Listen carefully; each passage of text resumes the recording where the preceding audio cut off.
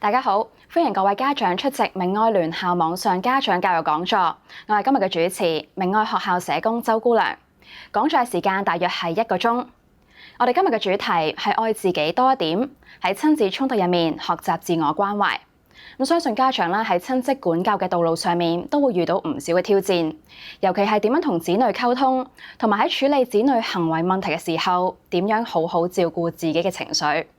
我哋今日好高興請嚟前任天主教教區中學嘅校長劉文傑先生。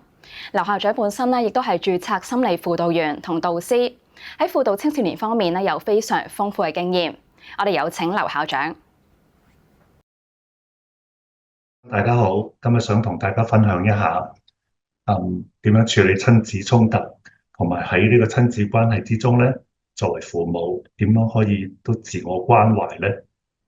咁喺準備呢個分享之前咧，就收到一啲家長嘅提問啊。咁當中有歸納為有3個方向啦。第一個提問咧就係話喺屋企入邊咧，經常因為子女使用手機嘅問題咧，而同佢哋發生衝突。咁有咩可以合理嘅方法同佢哋設立啲規則，同埋令到佢哋都感到有參與同埋尊重咧？有啲咩具體嘅方法同埋策略咧？第二個問題咧就係話喺管教子女嘅時候咧，感到疲憊同埋焦慮，咁有啲咩方法可以控制自己嘅情緒，而唔影響日常嘅家庭運作咧？咁有冇一啲簡單嘅活動或者技巧可以分享一下咧？第三個問題咧就話點樣可以減少同子女嘅衝突咧，從而建立良好嘅親子關係？咁呢一個問題咧就問得好宏闊啦。咁但係我哋都希望能夠同大家分享一下。咁所以今日咧預備咗有3點咧，想同大家分享嘅。第一點咧就係認識呢一代嘅年青人啦，我哋稱之為 Z 世代啦。第二就係點樣可以改善親子關係咧？第三就係喺親子相處入邊咧，家長點樣可以提升自我關懷，照顧下自己咧？首先第一個主題，認識一下呢一代嘅年青人先，特別係喺1995至到2012出生嘅呢一代咧，我哋稱之為 Z 世代 （Generation Z） 或者 Generation Z。咁喺呢一代出生嘅年青人咧，佢哋嘅成長環境同前幾代咧係好唔同嘅。佢哋出生喺一個網絡發展得好快嘅年代啦，互聯網啦、手機啦係生活不可或缺嘅一部分。而喺佢哋出生冇幾耐之後咧，就經歷咗 COVID-19 嗰個疫情啦。咁有好幾年嘅時間咧，學校係停課嘅，成個社會咧好似停止咗運作咁樣嘅。呢個唔單止影響咗成個社會，亦都對呢一班嘅年青人咧，佢哋嘅成長、佢哋嘅社交生活咧、佢哋嘅價值觀啦、生活模式啦，都有好大嘅影響嘅。咁而且第二點咧就係Z世代咧，由於佢哋生活喺呢個網絡嘅年代啊，咁所以各種嘅電子產品，特別係手機啦、電腦啦，種種咧，同埋社交平台咧，對佢哋嚟講咧，係喺生活入邊咧不可或缺嘅。咁當中一啲社交平台，例如 Instagram 啦、Snapchat 啦、Twitter 啦，以至YouTube 啦、TikTok 啦，呢一啲咧對佢哋嚟講咧，都係生活上經常瀏覽、經常使用嘅社交平台。係透過呢啲平台咧，佢哋同人溝通啦、分享啦、探索啦，同埋去得到唔同嘅資訊。咁所以實際上對佢哋嚟講咧，呢個網上嘅世界同現實嘅世界咧，都係佢哋生活入邊咧不可缺少嘅兩個層面。咁點樣將呢兩個世界咧，網上世界同埋呢個現實世界，能夠喺當中切換得好好、適應得好好咧？咁呢個咧都係佢哋所需要認識嘅。咁所以而家有一個新嘅名詞咧，就叫做 From Online to Offline，就係呢一輩年青人咧，佢哋經歷嘅生活嘅模式啦。咁而呢一代嘅年青人咧，佢哋好重視個人形象嘅，特別係喺網上，佢哋會為自己咧設計同埋咧建立自己嘅形象，從而希望得到網上無論朋輩又好啦，其他人瀏覽都好啦，得到佢哋嘅關注啦、認同啦、like 啦，咁所以佢哋好重視呢一啲回應嘅。咁呢個咧都係顯示到佢哋對於嗰個自我表達同埋自我價值嘅重視。咁喺外國有調查咧，就指出呢一代呢個Z世代嘅年青人咧，佢哋平均每日所花喺網上嘅時間咧，手機嘅時間咧係超過5個鐘嘅。咁香港嘅數據咧，根據呢個突破機構嘅資料咧，咁我哋嘅年青人咧，平均每週咧係花超過40個鐘頭咧喺網上嘅。咁所以網上嘅世界咧，對佢哋嚟講係影響好大嘅。咁所以當中會有好嘅經歷啦，當中亦都會有一啲唔好嘅經歷啦。所以調查顯示咧，87% 嘅人咧係曾經遭遇到人際傷害，而當中咧亦都有2成咧係有呢個網絡欺凌嘅。咁所以我哋要好了解年輕人佢哋而家嘅世界咧，同我哋成長嘅世界咧係已經唔同咗。我哋要明白佢哋所處嘅環境，同埋佢哋嗰個價值觀啊，同埋行為嘅特徵。咁所以由於Z世代佢哋係有咁自主性啦，亦都有咁強嘅自我觀念啦，故此咧佢哋對於父母啦、師長啦，佢哋嘅尊重咧已經唔係好似以前咁樣，你係高高在上，因為有權威咧就尊重你，而係出於信任同埋傾聽，感到接納、感到尊重咧，佢哋先至能夠會有效嘅溝通，對你表達咧應有嘅尊重。咁點樣可以改善親子關係呢？咁當中有幾點咧，想同大家分享一下。第一點咧，非常重要嘅就係要提高同子女相處嘅時間。呢個咧就係所謂情感嘅灌溉，好似種花或者維繫一段感情咁樣，我哋要投入養分啦，投入感情啦，同子女相處都一樣。同佢由細細個就同佢一齊成長，就好似喺佢個感情錢罌入邊，我哋一路咁去投資，一路去儲蓄。所以無論家長當然知道喺現代嘅生活入邊，好多都係一齊工作，平時喺屋企嘅時間都唔係好多噶啦。但係可行嘅話，盡量抽時間同子女一齊活動，同佢哋傾下偈，同佢哋進行一啲有意義嘅活動，同佢玩下啦，或者喺週末啊、假期嘅時候咧，定期同佢哋去做一啲一齊開心有意義嘅行動。咁呢個咧就係增進到親子之間嘅感情。呢啲感情、呢啲相處嘅時間係非常重要嘅。當佢哋一路成長嘅時候，對於父母嗰個依存，對於父母嘅信任，就係全靠由呢啲共處嘅時間咧而得翻嚟嘅。咁喺一啲理論入邊例如話依附理論啦 （attachment theory） 啦，細路仔喺佢好細個嘅時候，能夠有好穩定同父母相處嘅時間。當佢哋有呢個安全感嘅需要，有呢個依賴感嘅需要嘅時候，父母能夠喺身邊陪住佢，咁佢長大咗咧，個人都會變得有信心、穩定，同埋喺有需要嘅時候、有困難嘅時候，佢就會諗到父母就係佢好好嘅商量嘅對象。咁所以呢一啲相處嘅時間係非常重要嘅，同佢一齊踩單車啦，可以嘅話同佢一齊煮下嘢食啦，咁呢啲都係好好嘅活動。第二咧就係同佢哋溝通嘅時候咧，要俾空間佢哋，唔好你講晒。雖然你係父母，所以喺同佢哋溝通嘅時候，你試試忍耐一下，俾少少耐性，以傾聽為先，聽咗佢哋講咩先。咁喺佢哋聽嘅時候咧，我哋盡量俾空間佢，讓佢表達出佢哋嘅感受，而唔好俾我哋嘅意見去壓制咗佢。所以喺我哋聆聽子女嘅時候，我哋要有耐性，我哋要俾心機去聽下佢哋講啲乜嘢，佢哋講出佢哋嘅經歷啦，講出佢哋嘅感受啦，然之後我哋希望能夠同佢一齊揾出解決嘅方法。佢哋係我哋最愛嘅子女，而我哋亦都視佢哋為我哋嘅朋友，希望能夠同佢同行，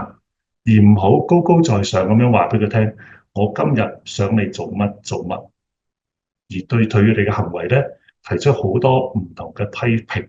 咁樣係閂埋咗溝通嘅大門。所以第二點係用聆聽、耐心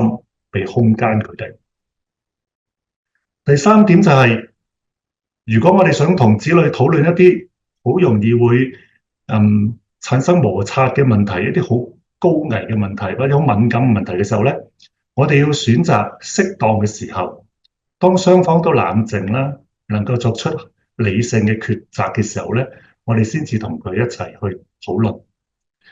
唔適當嘅時候係咩時候啊？就係佢打緊機啦，或者佢情緒好唔穩定啦，好猛震嘅時候咧，你真係同佢傾咧，其實係好容易會產生衝突嘅。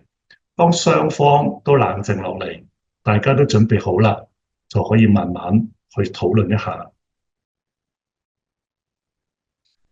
除咗我哋要有情感嘅投入之外，除咗我哋要開放嗰個空間，多啲聆聽，俾佢哋去表達，尋找適當嘅時候。另外就係喺溝通嘅時候咧，我哋要留意，所謂溝通係會有交流嘅，即係話喺溝通過程入邊，除咗頭先講嘅要俾空間佢哋之外，我哋都希望能夠同子女係有交流嘅。就話我哋作為父母，可以以身作則咁樣話俾子女聽，我哋自己嘅感受。見到佢經常打機，見到佢近期好似情緒好落寞，我哋可以好關心咁問下佢，同樣亦都表達出我哋嘅感受。見到佢，咦，近期你好似唔開心喎，有啲咩事咧？啊，我都有啲擔憂喎，可唔可以一齊分享下咧？又或者見到佢成日都打機，你當然會有猛震嘅時候，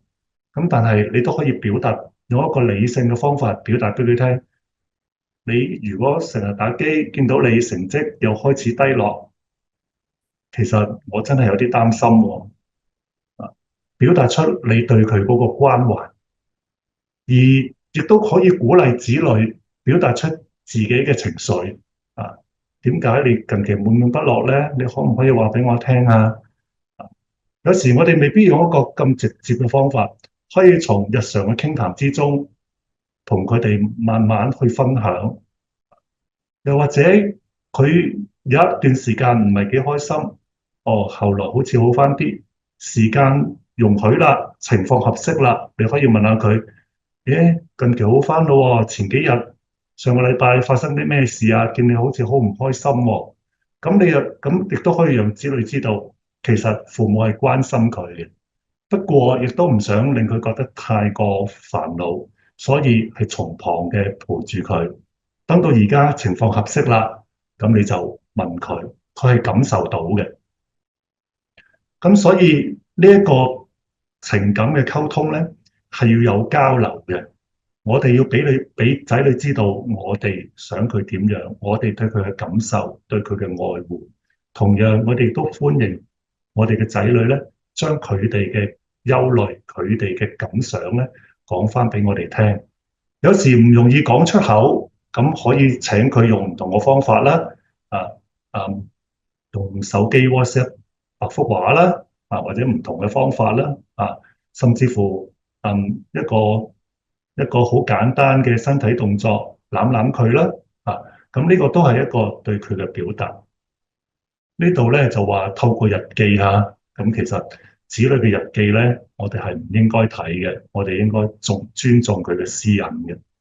咁除此之外咧，亦都我哋作為父母嘅咧，我哋當然對佢有期望啦，但係亦都要尊重佢自己嘅情感需求同埋佢嘅興趣。咁佢要發展佢嘅興趣，如果唔係一啲唔好嘅興趣，其實我哋應該尊重。唔好將我哋自己嘅期望、我哋自己嘅價值觀咧，全部套入去我哋嘅仔女身上。只要佢有適當嘅判斷，佢有合理嘅原因，我哋尊重佢，然之後慢慢同佢商討引導。我哋要做一個寬容嘅人，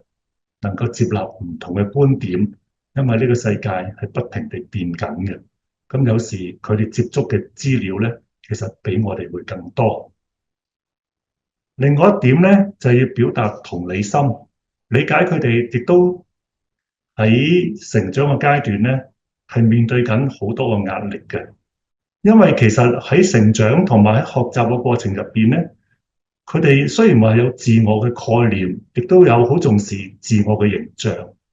但係其實好多佢哋嘅價值觀啦，佢哋嘅身份地位啦，我係指社會喺社會上嘅角色啦，唔係嗰啲階級地位喺社會上嘅角色啦，其實咧仍然係模糊嘅。咁佢哋面對緊唔同方面嘅壓力，例如話學業啊、家庭啊、同朋友啊，呢啲咧都令佢哋產生唔同嘅壓力嘅。咁如果我哋作為父母嘅，唔懂得同佢哋溝通，唔明白佢哋嘅環境，仲喺佢哋我哋覺得佢哋做得唔係咁好嘅時候咧，加以責難咧，咁其實對佢哋嚟講咧係多另一重嘅壓力嘅。咁所以如果我哋有同理心去了解佢，去嘗試明白喺佢個角度點解會有呢一啲咁嘅表現咧，其實係更加能夠達到有效嘅溝通嘅。呢個就係透過理解同埋接納，即使佢有時做得唔係咁好，功課上或者我哋希望佢某一方面練琴運動咁樣，我哋都希望佢有好好嘅表現，但係佢唔係做得咁好，我哋嘗試去了解究竟咩原因令佢唔能夠做得咁好咧？除咗我哋對佢有期望之外，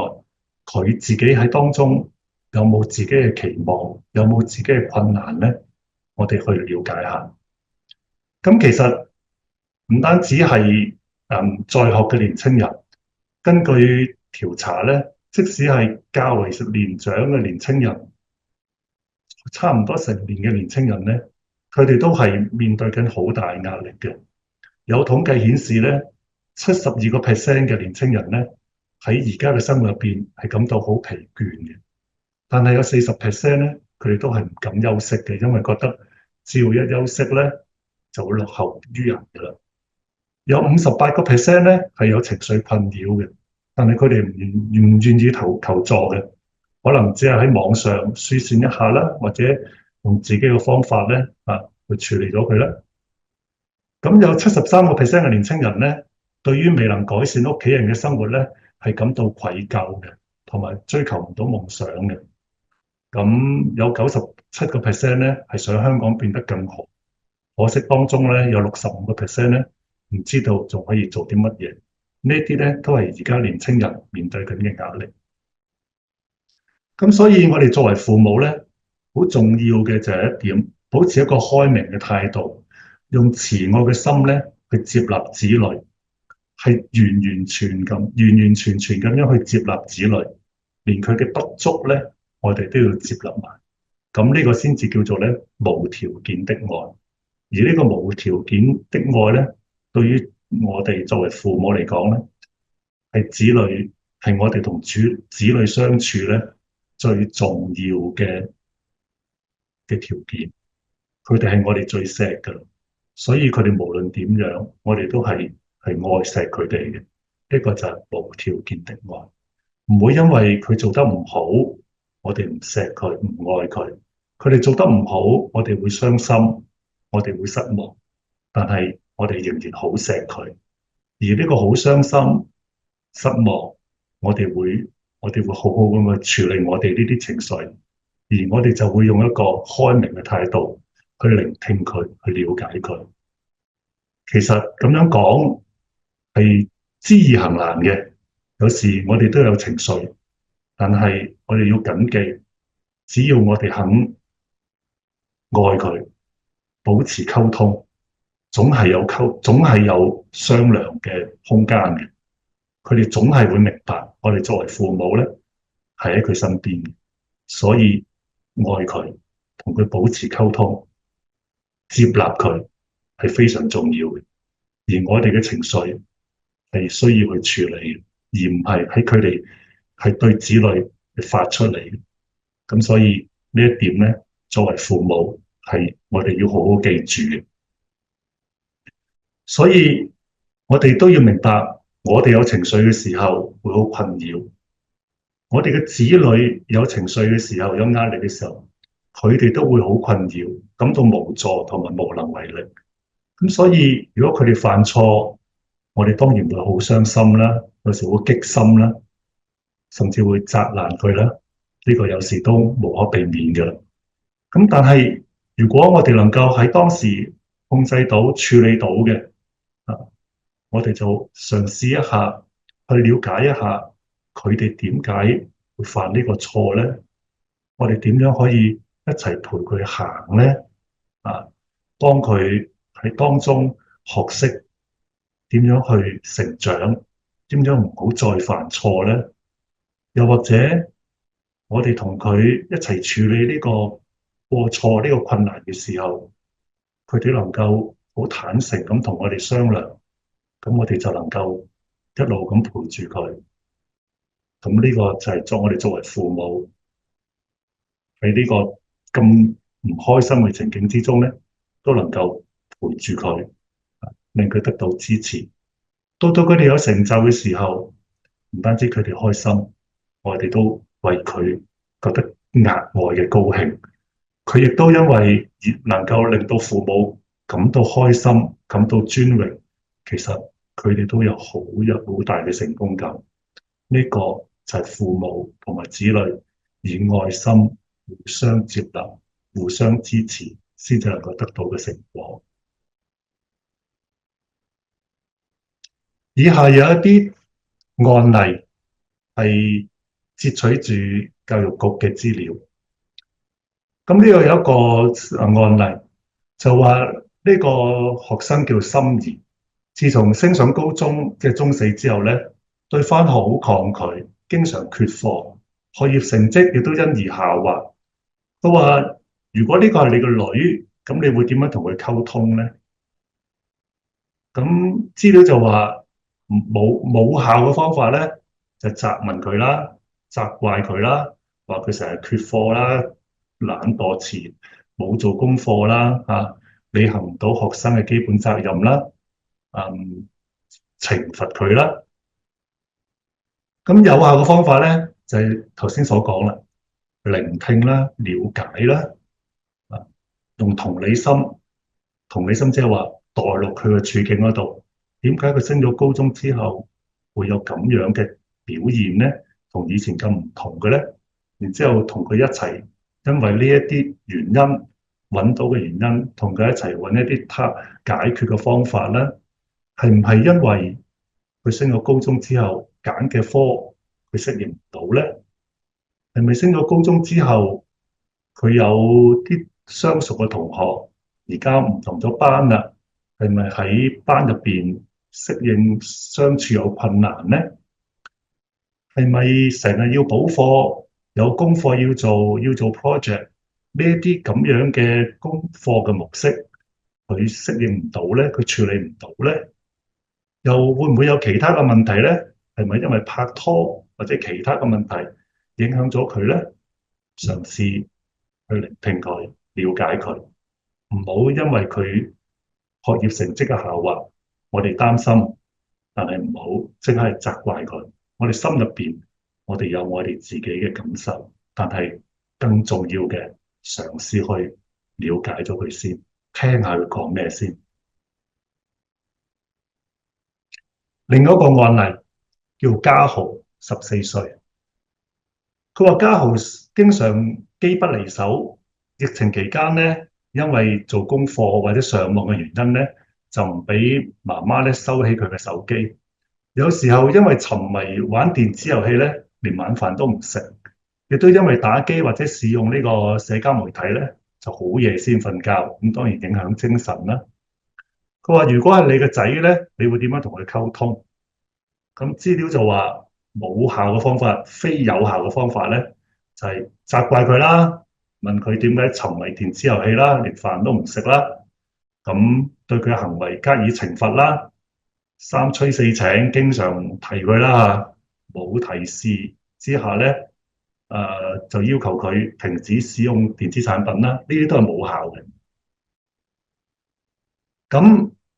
有效嘅方法咧就話同佢設立合理嘅界線啦，啊，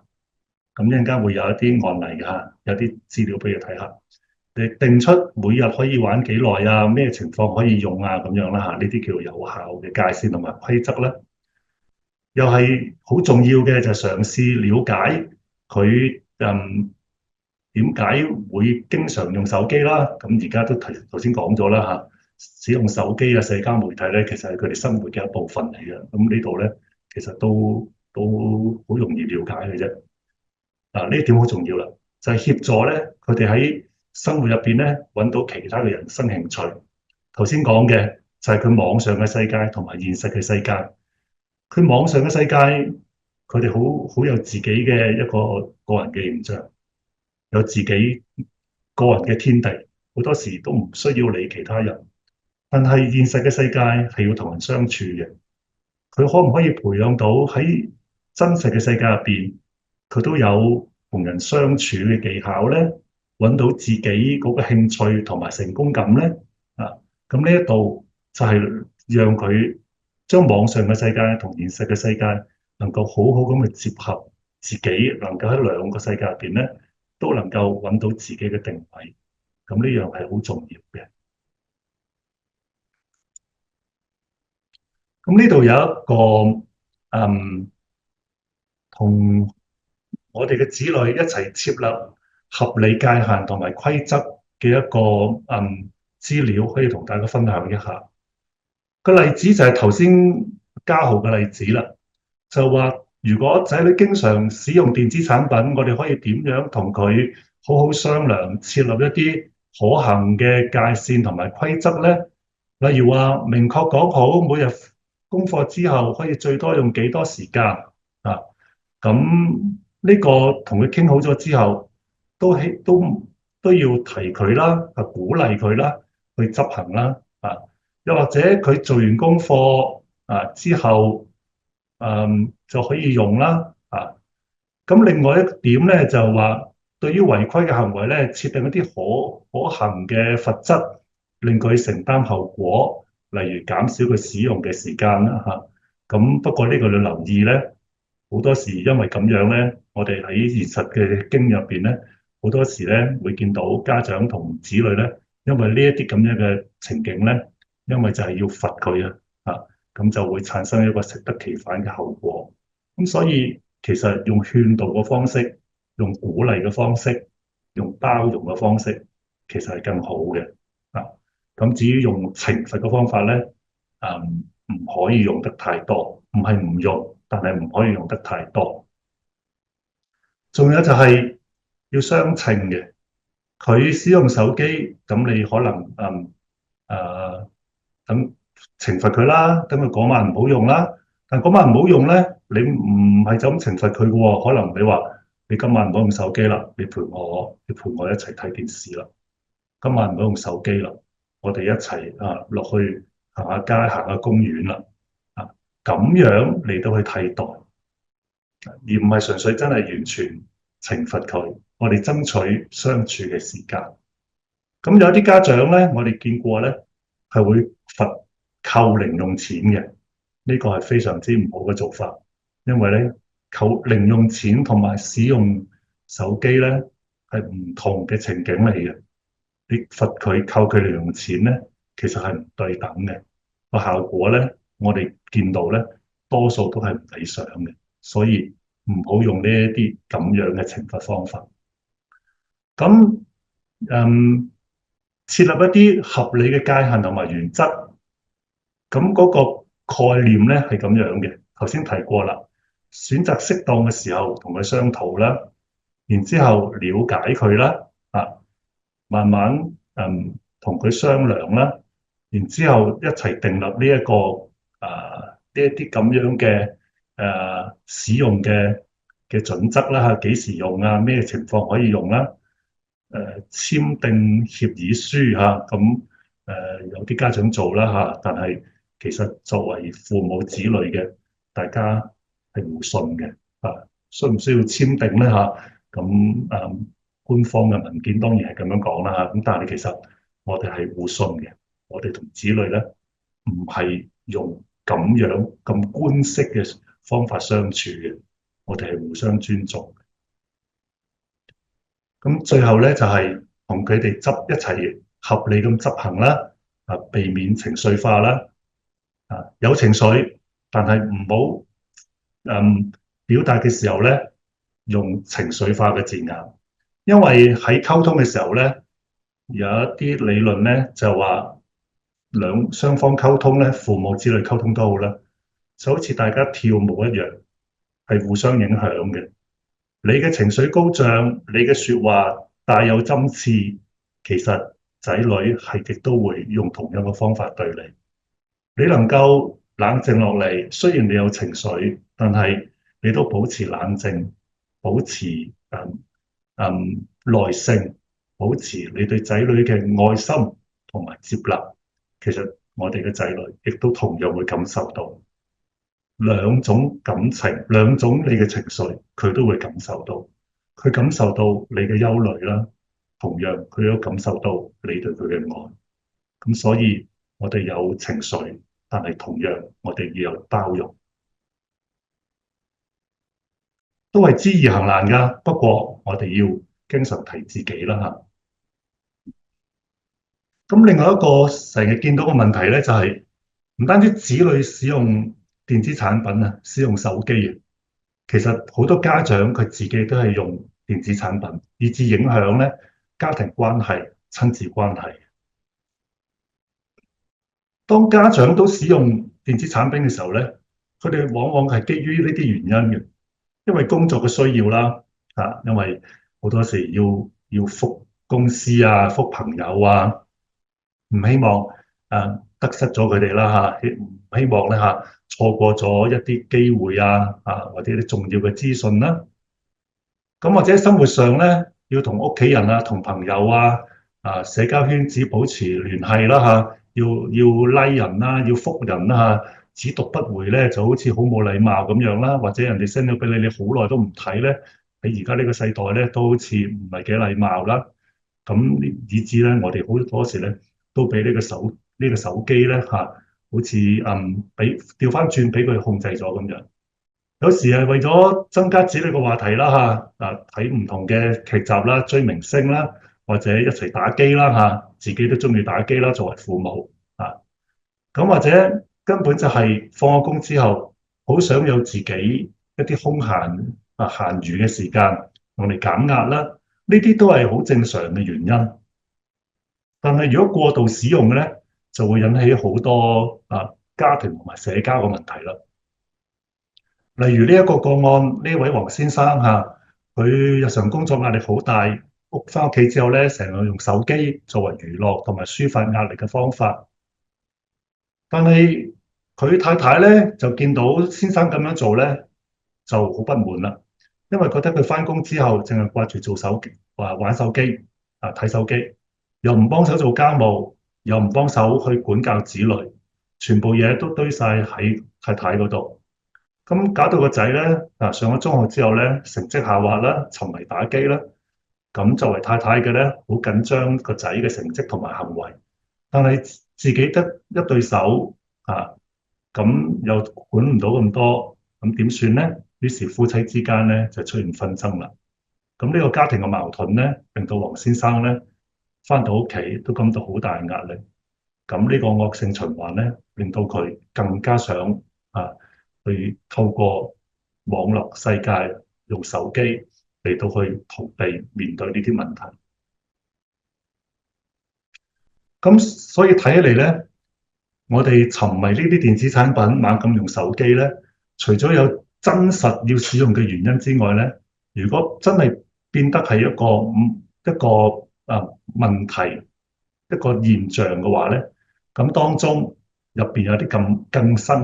層嘅原因，例如話佢有啲負面情緒，佢需要去逃避啦，有啲人事嘅矛盾佢唔想面對啦，一啲生活嘅壓力，例如話工作、家庭、經濟，令到佢唔係好想去處理啦，一處理就好煩啦，失眠瞓唔着，咁希望有啲嘢能夠做下啦。咁失眠其實都係一啲壓力嘅症狀嚟嘅。咁所以喺深層嘅原因之中咧，就導致到表面嘅行為咧，就沉溺於呢一啲電子產品啦。咁所以當家長使用呢啲電子產品，沉溺於網上世界嘅時候咧，其實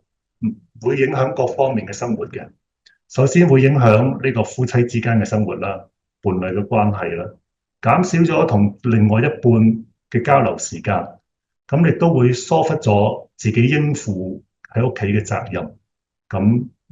兩夫婦之間、夫妻之間就好容易會有紛爭啦。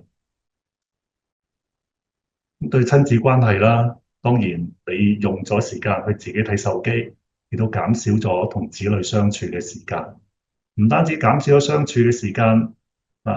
咁其實同佢哋嘅交流，對子女嘅回應，亦都會少咗好多。咁個關係，大家嘅歸屬感，大家嘅依存感，亦都會少咗啦。另一個好重要嘅就係你做咗個壞榜樣啊！你猛咁使用手機，子女有樣學樣，點解你做得，人哋我作為子女又唔做得咧？我哋唔可以一句講，我係阿爸，我係阿媽，我就可以咁樣用，你就唔可以啦。咁樣其實完全係冇說服力嘅。即係我哋喺學校聽到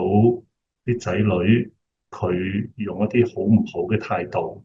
咁但係有時作為父母嘅，原來啲仔女就係由父母嗰度學到呢啲咁樣嘅態度，學到啲咁嘅言語。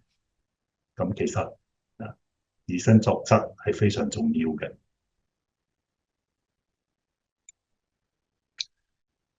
故此，我哋要明白，我哋作為父母，如果想子女有啲好嘅表現，佢哋有好嘅價值觀，其實係好在於我哋點樣去灌輸俾佢哋。而灌輸唔單單係言語，更同樣重要嘅係我哋身體力行。所謂身教同埋言教咧，係同樣重要嘅。有時即使你冇好多嘅說話，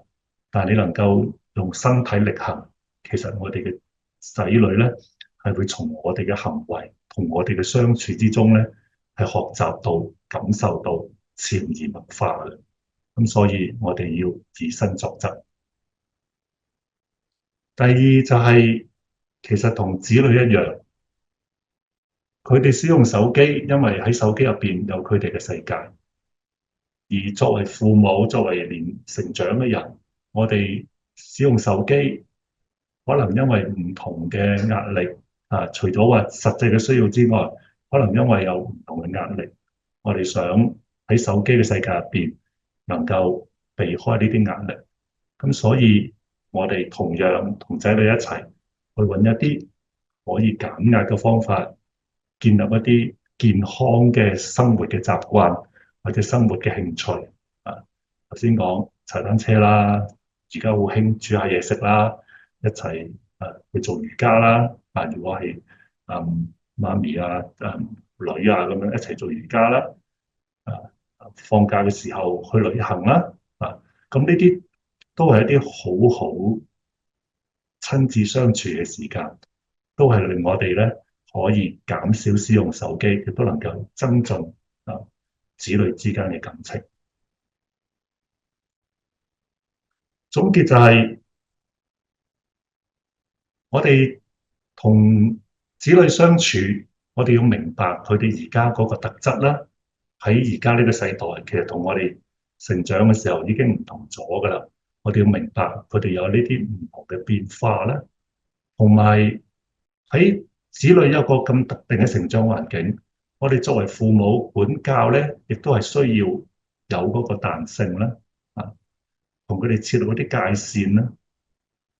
有良好嘅溝通方法。頭先講啦，要有情感嘅灌溉啦，要聆聽、開放空間俾佢哋講啦，而傾談嘅時候又要有實質嘅內容啦，而唔係只係責罵啦。呢個內容包括咗有情感嘅分享啦，有經歷嘅分享啦，啊，同埋我哋要設身處地咁去明佢哋，啊，嘗試去理解佢哋，表達出我哋嘅愛同埋關懷。咁最後就要以身作則啦。咁所以簡單歸納嚟講，有幾個重要嘅概念就係愛心、耐心、謙卑。作為父母都要謙卑，我哋唔好因為我哋就係父母，就完全係用高壓政策或者指指點點。我哋要理解佢哋，記住佢係我哋嘅仔女。不過我哋要用朋友嘅方法同佢相處，我哋愛佢哋，所以我哋更加尊重佢哋。咁有一句說話講教育嘅，佢話教育無他言，冇乜特別嘢嘅啫，愛與榜樣而已，就係用愛心同埋以身作則。呢個係俾老師嘅，但係作為父母，其實都係一樣，愛與榜樣而已，愛、溝通同埋以身作則。最後係分享一下可以點樣自我關懷咧，作為父母啊，咁揾咗一啲網上嘅資料，有好簡單嘅10個 tips。第一個就係將一啲我哋原本有嘅概念諗住，自我照顧係咪只要揾好多時間出嚟啊？唔係，其實每日揾5分鐘到咧就夠噶啦，5分鐘、10分鐘、15分鐘就夠噶啦，而唔係一啲好額外嘅時間。我哋要將呢一個對自己嘅照顧變成係日常生活嘅一部分啊，唔好覺得係額外要花費嘅。好似沖個熱水涼啦，坐一坐5分鐘，讓自己休息一下，咩都唔做，放空自己。咁呢個係每日都做嘅，係對自己嘅照顧。第二就係發展一個好嘅興趣啦，頭先講過，就係讓我哋嘅生活能夠多啲唔同嘅環節。於是乎喺某一個環節遇到唔開心嘅事嘅時候，我哋仲有其他嘅環節係令我哋能夠保持呢個活力，保持呢個心境嘅平和。知道我哋仲係有成功感嘅。頭先講嘅，例如話一齊煮下餸啊，去下旅行啊，踩單車啊，踢波啊，咁呢啲都係好好嘅活動。耐唔耐就伸展下自己嘅身體啦，健全嘅心靈寓於健康嘅身體，咁所以耐唔耐我哋要有適當嘅活動啦，咁如果有時間去做 gym 嘅、跑步嘅，當然好啦，做瑜伽嘅都好啦。但係如果能夠有一個緩步跑啊、急步行啊，好短時間嘅，咁都係，或者甚至乎喺屋企啊，喺辦公室啊，做一個好簡單嘅伸展活動咧，都係一個好好嘅一個調息嘅時間。處理下我哋嘅呼吸啦，因為呼吸其實就係我哋能夠吸取氧氣啊，調節嗰個心跳啊，調節個心境咧，一個好好嘅練習嚟嘅。咁所以好多時，例如做瑜伽啦，做一個唔同嘅活動嘅時候咧，好多時第一步咧都係會教你去點樣去感受同埋控制個呼吸。所以特別當我哋情緒緊張啊、精神高漲嘅時候咧，如果有一刻有一秒，我哋能夠醒覺，咦，我開始有情緒反應咯，我開始覺得嬲咯，我開始激動喎，可以喺嗰個時間讓自己調節一下個呼吸，深呼吸兩三下，睇下自己當時係咪真係要發嬲咧？睇下自己可唔可以有一啲更好嘅回應嘅態度咧？第五咧就係話揾下自己啲隔離鄰舍兄弟姊妹幫下手啊，必要時睇住啲仔女啊，睇住個屋企，咁讓自己同伴侶可以出去行下，有二人世界，或者有自己舒暢嘅時間，呢個好重要㗎。作為父母，作為伴侶除咗我哋要陪住仔女之外，其實配偶之間都好需要兩個相處嘅時間。咁第六點咧就話可唔可以喺我哋嘅團體生活之中揾到幫手咧？例如我哋嘅教會、我哋嘅朋友，佢哋有活動佢哋有唔同嘅資源我哋會唔會去揾佢哋幫手咧？我哋想嗯去旅行，咁睇下會唔會教會都有呢啲旅行嘅機會家教會有旅行，咁咪可以同仔女同自己嘅配偶一齊去咯。第七點我頭先講咗啦，就係要同我哋嘅配偶咧好好相處啦。同樣唔單止同我哋嘅配偶，仲要同我哋同輩嘅朋友，我哋都要有自己嘅社交網絡，同佢哋有傾談啦，有分享啦。因為我哋都想做一個健康嘅人，唔單止我哋嘅仔女，我哋想去健康成長。我哋作為成年人，我哋都應該有我哋自己健康嘅社交生活。除此之外，建立一個好好嘅感恩嘅態度啦。因為喺生活入邊有好多唔同嘅經歷，有好，亦都有一啲挫敗嘅。咁但係常存感恩，令我哋心入邊都能夠保持一個正能量，保持一個好嘅心境，繼續喺呢個生活入邊咧，喺呢個世界入邊咧，繼續去好好咁嘅生活。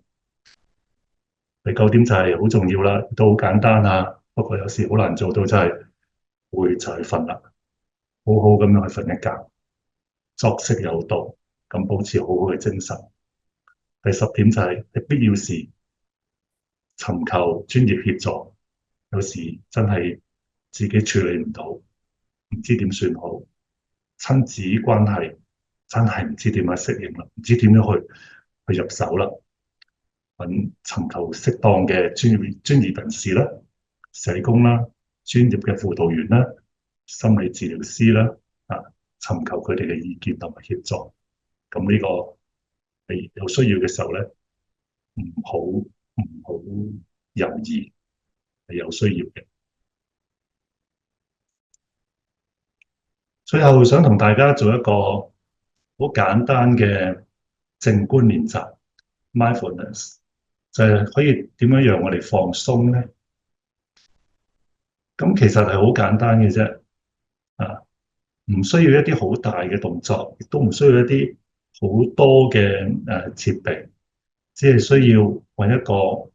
安靜嘅地方，例如話喺自己屋企，喺自己個房入邊，每日每晚臨瞓之前，或者食完飯做完晒其他嘢之後，可以抽5分鐘、10分鐘出嚟，話俾屋企人聽，你需要自己安靜一下5分鐘、10分鐘，跟住就喺自己房入邊靜靜地咁坐低，揾一個好舒適嘅位如果可以嘅話，就揾一張凳，就唔好坐喺床上邊，因為床太腍啦。揾一張好舒適嘅凳，自己坐上去，跟住雙腳平放喺地面。雙手放喺大髀膝頭哥上邊，然之後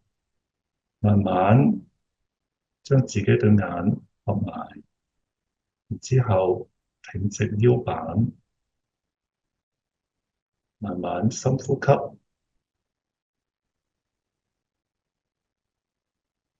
跟住將我哋嘅意識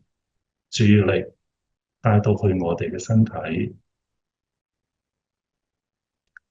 慢慢放鬆我哋嘅身體，由我哋嘅頭頂開始，將我哋嘅注意力帶到去頭頂，慢慢放鬆，然之後去到我哋嘅額頭、眉宇之間、前額放鬆，之後沿住我哋嘅身體嘅中線，慢慢一路放鬆我哋各個部分，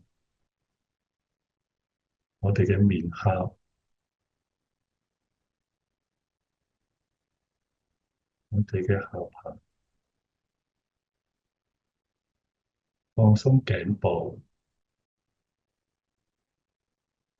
放鬆左右嘅膊頭，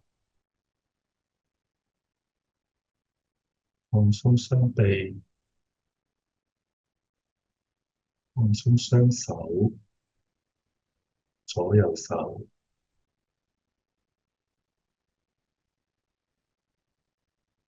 放鬆背脊，上半部嘅背脊，琵琶骨嘅背脊，同埋下半部嘅背脊，脊椎嘅部分，放鬆我哋嘅胸襟、胸膛，放鬆我哋嘅小腹，放鬆臀部，放鬆大髀，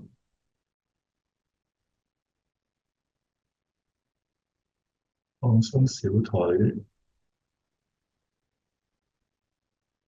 放鬆我哋嘅腳掌、腳趾，感受一下全身係咪都放鬆，慢慢放鬆，跟住將注意力帶去我哋嘅呼吸，可能有好多唔同嘅思想喺個腦度走出嚟，唔緊要。如果你嘅注意力走散咗，你自己翻返嚟，留意翻自己嘅呼吸，走散咗，翻返嚟，留意翻自己嘅呼吸，身體慢慢放鬆，感覺到身體邊個部分未放鬆嘅，將注意力帶到去嗰度，放鬆佢。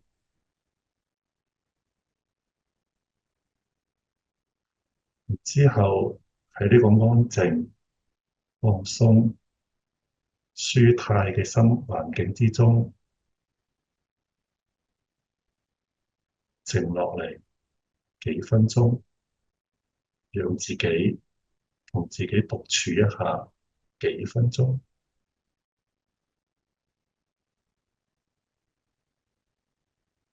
將朝早、將屋企各樣嘅事情、開心、憂慮都暫時放低，膊頭上嘅重擔都暫時放低，眉宇間嘅憂慮放走佢，讓自己喺呢個舒泰嘅環境之中靜坐一下。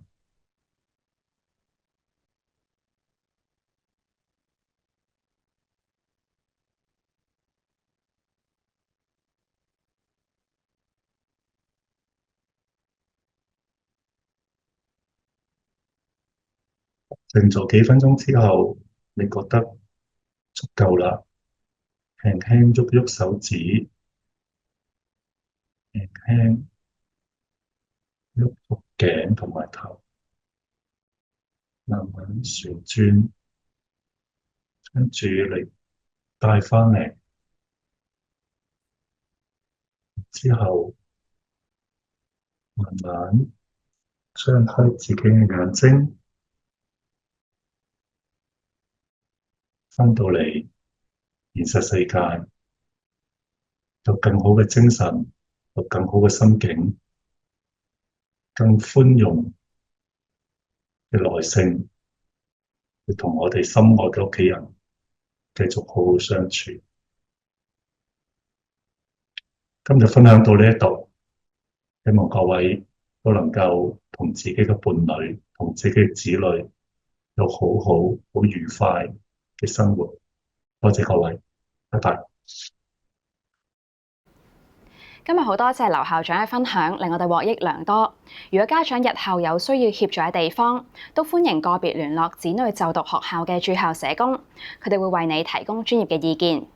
嚟到活動嘅尾聲，我哋都好想收集家長對今次活動嘅意見。咁咧，請填寫喺熒光幕前面嘅 QR code，或者影片下方嘅簡介位置，撳入連結填寫意見問卷。